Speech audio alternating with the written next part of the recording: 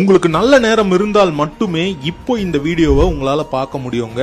நல்ல நேரம் இருந்தால் தான் இந்த கோயில்ல காலடி எடுத்தே வைக்க முடியுங்க.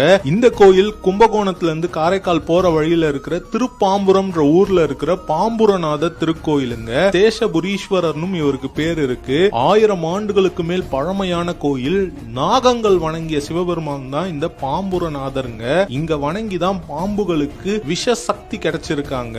இன்றளவும் இங்க நாகங்கள் வந்து சிவபெருமான் வழிபடுதுங்க. சித்தர்கள் இங்க நாக எந்திரங்களை பிரதிஷ்டை செய்திருக்காங்க. அதனால இந்த கோயிலுக்கு வர பக்தர்களுடைய அனைத்து தோஷங்களும் நிவர்த்தி ஆகுதாங்க. நாகதோஷம், ராகுகேது தோஷத்துக்கு இந்த கோயில்ல சிறப்பு பரிகாரங்கள் நடைபெறுதுங்க. அது மட்டும் இல்லாம வேற எந்த கோயிலும் இல்லாத அளவுக்கு ராகுவும் கேதுவும் ஒரே உடல்ல இங்க காட்சி தராங்க.